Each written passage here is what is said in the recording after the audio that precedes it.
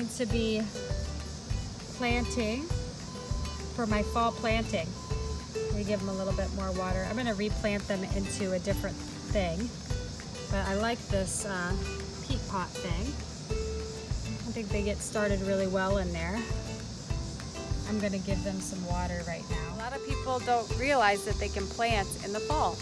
They can plant for a fall planting of broccoli, which is really great. I'll get them some water. I love the summer flowers because you can bring them inside after the lilies have bloomed. I love them.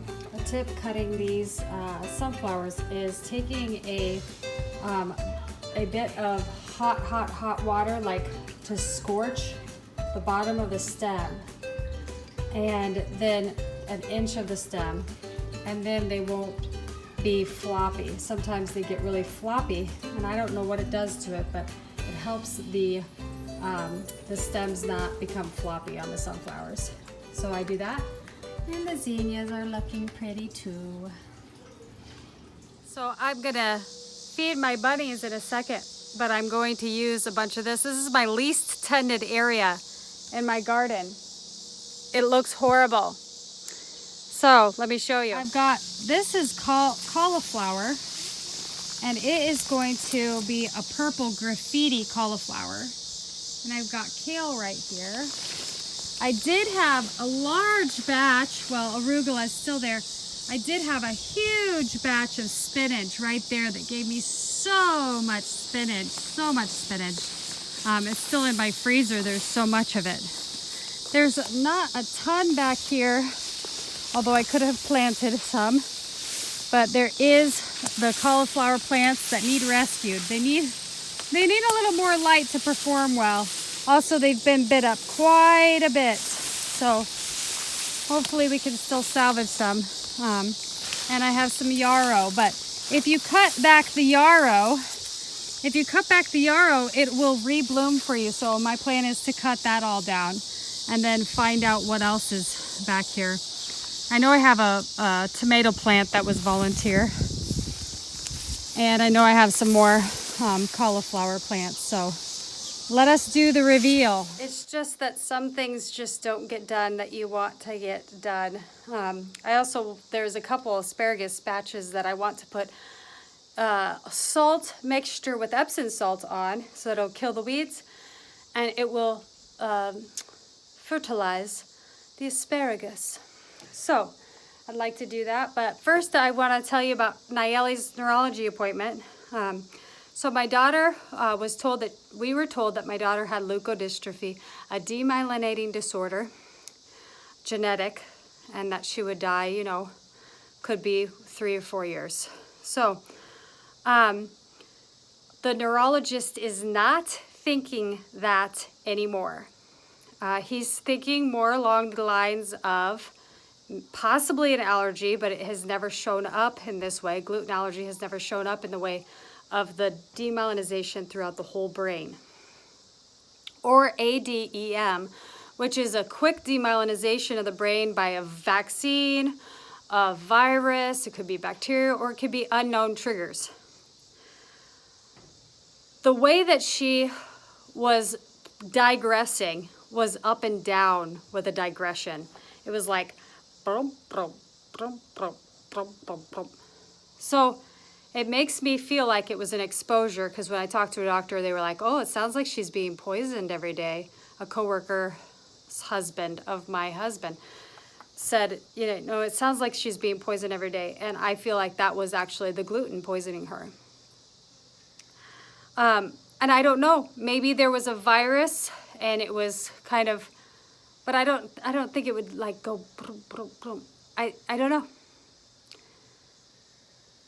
We do have a Mayo appointment on the 19th where they can go ahead and show me the MRIs side by side, but there was improvement on her MRI. So she, with leukodystrophy, there's just no improvement, it's always progression. But then again, what if she kept on gluten and she kept on gluten? It would be a progressive thing, and we would have slowly watched her die. I feel it. I feel it because I see the effect that gluten had on her body. and the times that we knew that it was like absolutely gluten related.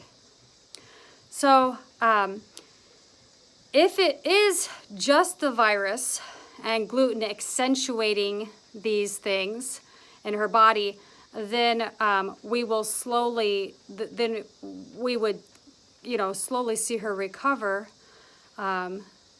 Except for she doesn't show any signs right now, but MRI wise, we would slowly see a recovery. But that would be a slow recovery even if she was eating gluten. We're not gonna put her on gluten. No gluten for that baby. So yeah, it will be interesting to see what Mayo says about the whole thing. So I'm looking forward to that appointment, and I will let you guys know about it. It seemed like this looks like a nice day to lay in a hammock. Our hammock's way over there. But it's so hot, and Iowa's so humid. Not too pleasant. Looks like my duckies want some water.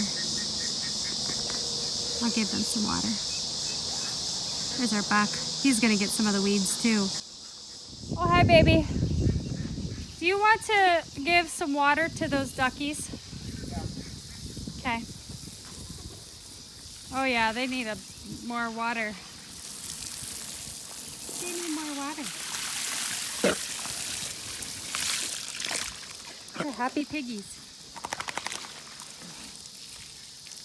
I'd like to get a double lineup on this when we go on vacation, for vacation.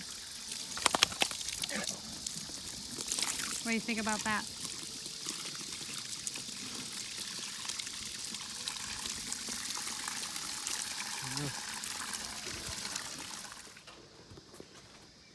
The only thing interesting that, well, Nayeli seems totally fine right now except for a couple things. She spit up a couple times, not totally vomiting, and she's also said that her tummy hurts. Now she did just poop after she said her tummy hurts, but she said it a few times, so I'm just gonna keep my eyes open to what that might mean. That's not something that she was saying before. So, but now she's able to talk a lot more than she was able to before, so I don't know.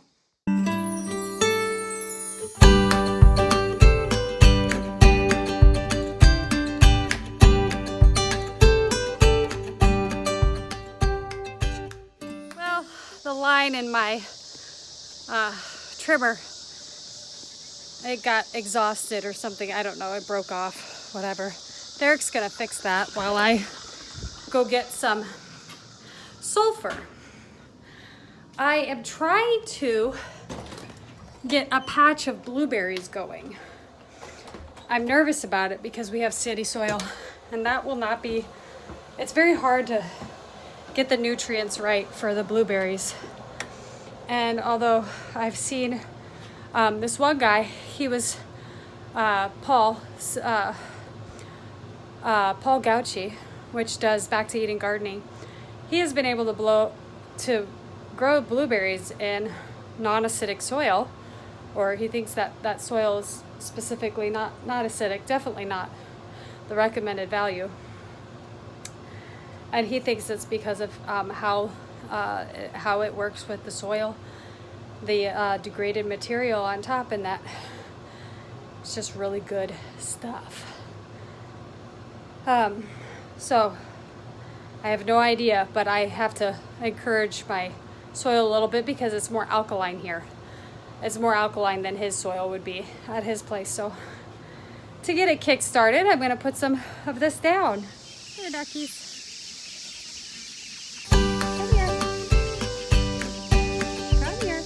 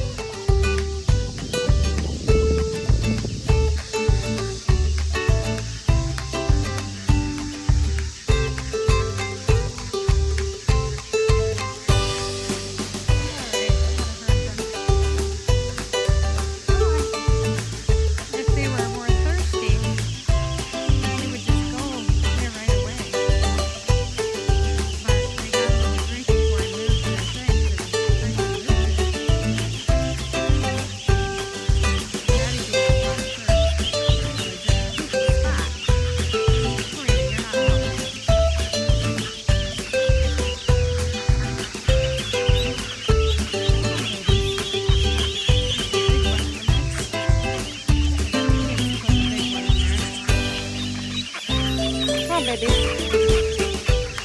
Wait, are we in there? This is ridiculous.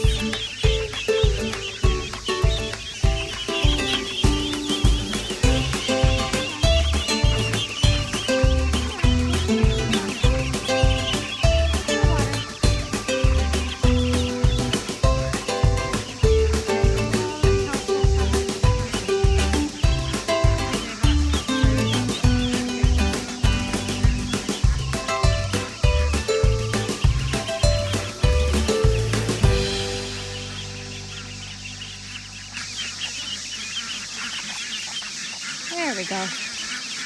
This is why I love ducks. You can herd them.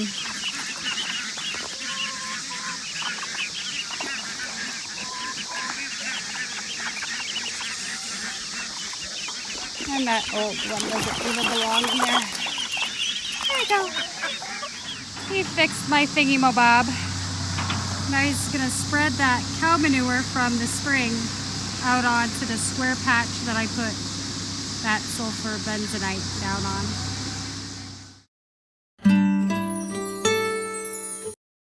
Well, now I couldn't get it started. I'm just gonna give the bunnies water. Derek can help me start it. Oh, I want a bunny barn for these guys. You know what a bunny barn is? I want a heated and air-conditioned space for my bunnies. Right now I've got, see, the carpet down for them, grass, then I put some greens and some sunflower seeds, but I'd really love to see them in a more comfortable cage and in a more comfortable building. That's on the wish list. These ones outside are, I feel like they're a little nicer cages, but still, because of the open air and stuff. But I still want a building that I can heat and air condition because I think that they will do better. They'll just be more comfortable. They survive just fine outside, but I want them a little more comfortable, and for myself.